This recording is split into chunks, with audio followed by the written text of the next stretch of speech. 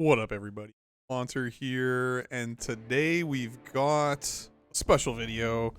We're back on Riviera, and we're playing a game that was posted in the Discord recently. I believe this game was played in November 2024.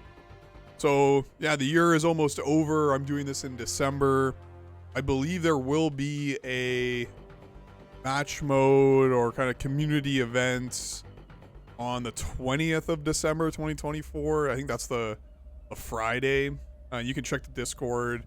So games are still being played, and that's kind of what I really wanted to show this game. Like, good games are being played because this is going to be a good one, at least from the commentary that was made about it in the Discord, and also just the name of it is something like 4v4 Riviera Hot. So yeah, it's a hot one coming in, and we're just going to wait for the team. The teams have formed up, and what we've got. This is Studer Ball. This is Studer's perspective. So he's playing armor, which is unusual for him. He can play any role. He's a pretty good flex player, but armor's not his choice. He's kind of a support player. But we've got Fernock on support. He's okay at that. Got Kickapoo as infantry, and this Pepper person, I don't know who that is. It's a Smurf, I believe. Not even sure if they speak English. And yeah, they pull out and then they come back. On the opposing team it's an interesting team. Like, on one hand, you got Kid A and Dex playing together, which is always a very potent combination. And then you've got D-Moore and Spirit Gun. And it's going to be interesting to see who plays what role in this group. I mean, naturally, I think you would say, okay, Dex is going to play infantry, Today is going to play air, D-Armor is going to play support, and Spirit Gun is going to play armor. Or Dex could play armor and Spirit Gun could play inf. I mean, that's what I would say if I was on that team. But we're going to see a little different. And yeah, it's a 4v4 on Riviera, which is one of my favorites. Because there's no air banging going on, and right away I can already start critiquing Studer Ball with the double heavy tanks, and we're gonna watch just like this is the classic thing that happens to armor players when they realize, okay, maybe I have too many heavies, I sacked them too hard. You know, I'm gonna play a little bit differently. So we're gonna see that. He's also been acts very aggressively in the early stages, like ignoring the air that's like hovering right there. It's funny, the air's also ignoring him because Kid A's split up and trying to do other stuff in there. She launches that missile. Like, come on, man. That's some serious slow reaction time.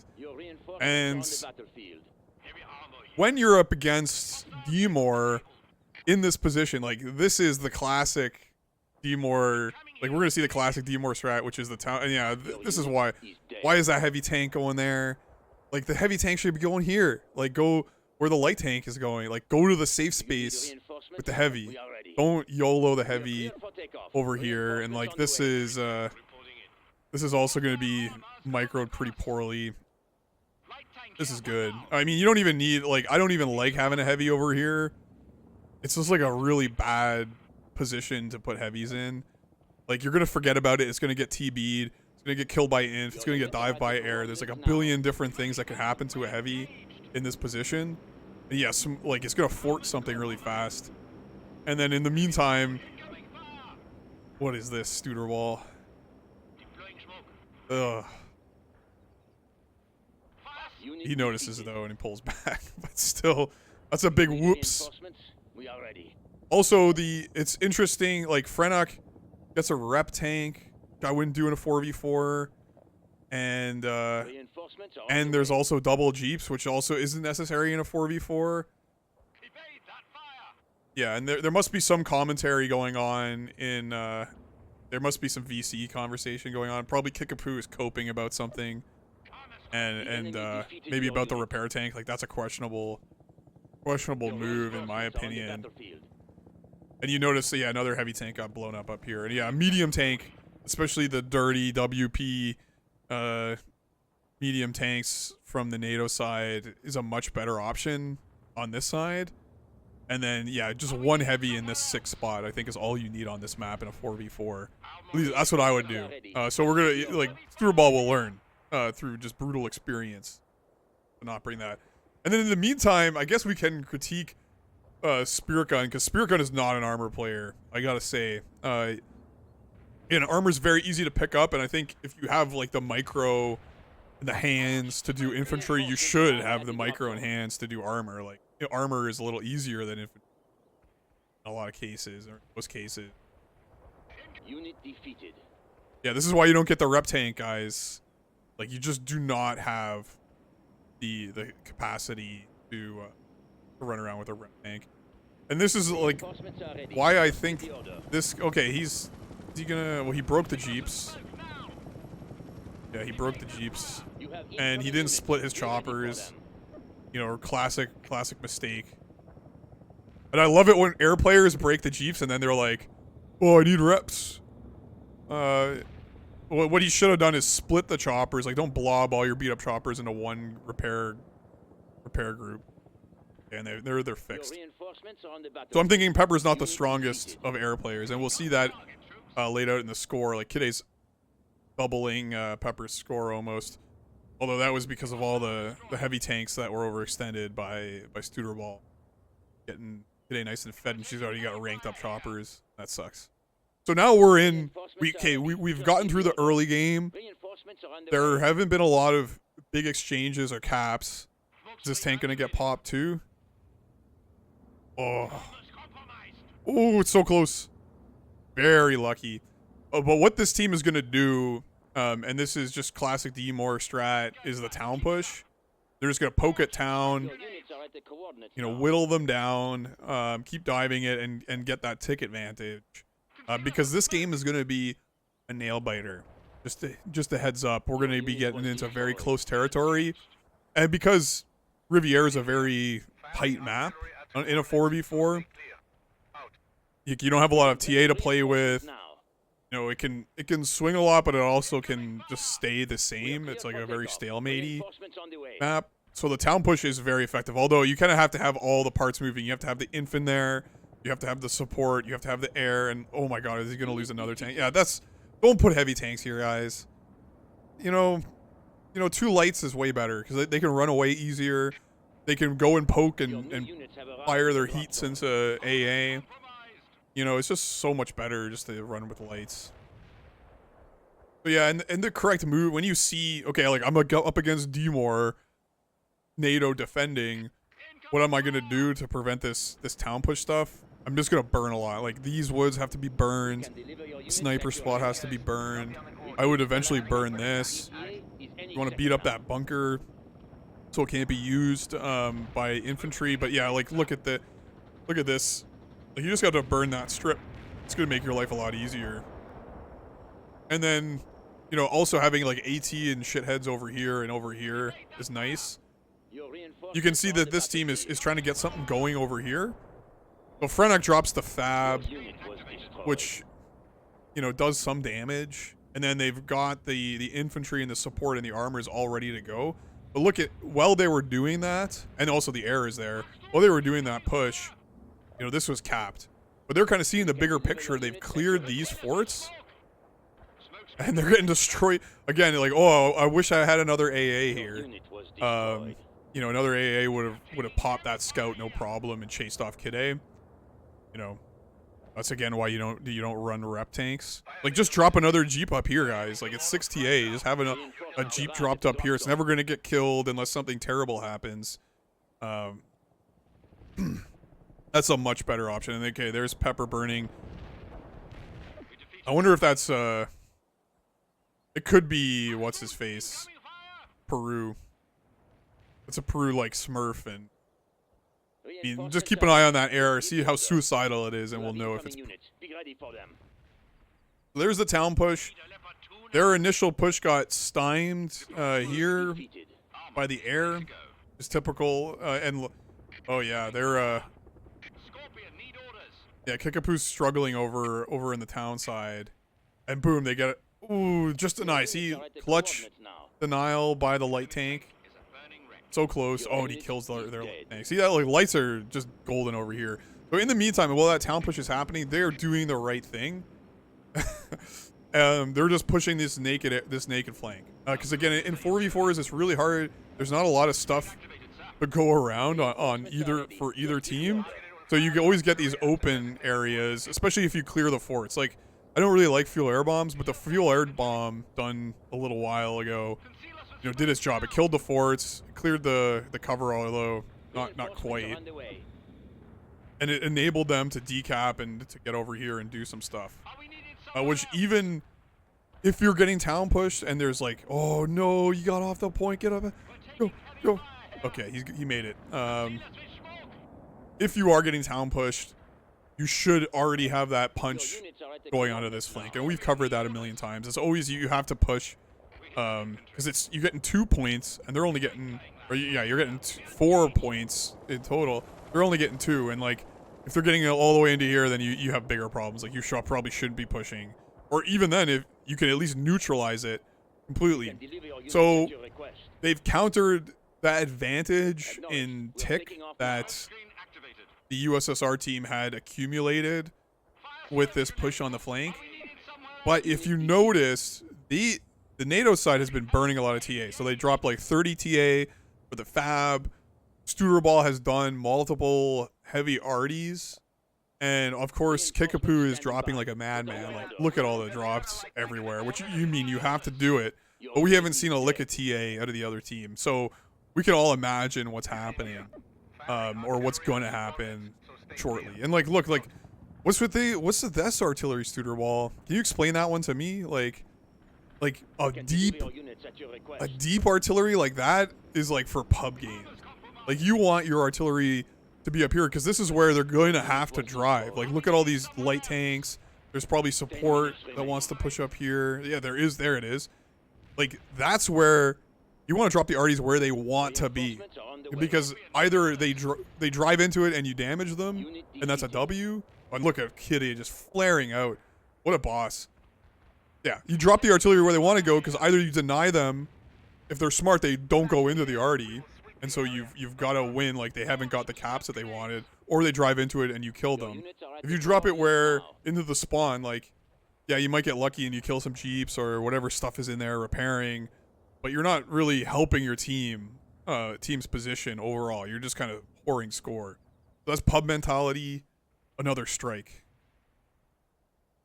These lights out of Spirit Gun, looking at it from Spirit Gun's perspective, they never push here at all. Like, the entire game. Like, the windmill is never pressured. And that's, you make a decision as a team. And like, look at this position up here. It's really tough to get in there. You need Kide to go and just kill everything up here, and you need to do proper drops. You need to cluster. But instead of what Spirit Gun has decided to do is just help with that town push. And that's pretty much all you can do as an armor player in this position. I would have liked to see, some pressure up here. But I think if that team decides, okay, we're not going to do that. Yeah, this Pepper, man, just rocking the no scout scan. I think that's Peru. That's a very Peruvian thing to do. And again, what's with these light tank drops? Like, unsupported, Timor can't even help out with those. So those are just like decapping for free. But you're actually like paying money to help the other team get TA. That's basically what that is. So not the best utilization, and things are looking dire for the USSR team at this point. The only like, Kide's having a great game, like almost doubling Pepper's score. So that's good. But everything else is lamentable. This is smart. The light tanks up here, I love this. Again, in a 4v4, you have limited reinforcement points. Just drop tanks, and don't do them stupidly on CP. Like, don't drop them here on CPs. Drop them in the back and then bring them forward. Let's see, who's doing this heavy artillery? Okay, so Spirit Gun. So remember how we were talking about, okay, these guys are obviously saving for a nuke. in those situations, if I'm the armor player, I'm not dropping heavy arties willy-nilly. We've reached the last waypoint. You know, Easy. it should be 10 dropped. seconds now. Everything should just be pooled, because the faster you pool you pool for the nuke, the faster you can do it, and then you can, you know, Hostile nuke is reverse on the this. way. And you just heard it. But wait, Unit defeated. there's more. I mean, I guess I didn't hear Your it, units but are at the coordinates now. yeah, look at all these drops and shit in town, and the ranked up sniper. Oh, it's so sad. Like, Studerball just made those drops. One of them got out though. The Legion is here. Survivor. But wait, there's more. And if I'm gonna nuke on this map, that's where I'm gonna nuke. Like, that is a good nuke. Especially on a town pushing game. Enemy nuke inbound. There's the second nuke, the much delayed one. Where is that gonna fall? Probably somewhere around here. I don't like that nuke. I don't like these secondary nukes. I understand when you're getting pressed like this to do it, but let's like just look at what it kills. Gets that heavy. Man, this guy survives. It kills some of Kick's drops, and it kills a heavy. You know, and they still hold. It doesn't even decap this. It doesn't clear this. You know, what could you do with that ADTA? You know, you could do a lot. Let's just say, like, even just feeding Kide a couple scans and doing a couple clusters, you know, you're going to be in better shape than you are dropping that nuke. The first nuke, golden. Like, look at this. They've capped the whole town. Major league comeback. I guess the nuke here, it prevents that kind of punch to this flank. And it protects it, like, with the radiation and shit. Suddenly they cannot push here anymore. So this team is kind of stuck, and they get pulled into that town fight now. All their attention is over here. You could chop it up with them, kill all their naked tanks. But I would say a better option for defending these is just to attack this. And instead they just completely seeded it. Like, there's 50 million draw. There's 6 drops up here from Kickapoo defending that. It would be pretty tough to dislodge that, but I mean, you could do it. You clear the forts, you do some drops, it pulls Kickapoo into the open, and then you light arty them. Instead, like, look at this now. Like, this is the proper cycle of the town push. Like, the air comes in, kills the tanks. The support player's like, oh shit, I gotta protect my armor player. I'm gonna blob 3 heavy anti-airs here. Then you drop the heavy arty right here, and then blow up their support player. Air comes in, rinse and repeat. Start getting caps. You know, Studerball is abusing Kickapoo. How do we lose Inf so bad? Okay, and look at, so they did follow my advice. Clear and do drops. And then force, look, Kickapoo's now forced into the open. And you can deal with those guys pretty easily. And the reason, like, Studerball, the reason why they're losing Inf so hard is because they had 2 nukes dropped on them. You know, that kind of, like, there's no town left where there was once a town. So you just kind of have to keep respawning. Kickapoo's probably going to transition into APCs. Once the nukes start flying, that's what you got to do. And yeah, some heavy arties up here to clear up the light units. And some split air action. So that actually, yeah, look at this Pepper. Split air action, still dies. APC is strong. But it's anyone's game now. Like, USSR with the comeback. So those nukes, as much as I shit talk, the double nukes are clearly working. The rep tank is still going. I wonder if that's... no, definitely the rep tank has died already. So it's anybody's game. More excellent light tank drops up here. The APCs are doing work. So good combined arms up here. What we need now is, you know, maybe some more pushes along this angle and some more lights into town. And look, yeah, the drops are coming in. Oh no, not the good drops. What we don't need is more heavies in town. We'll see how long that goes.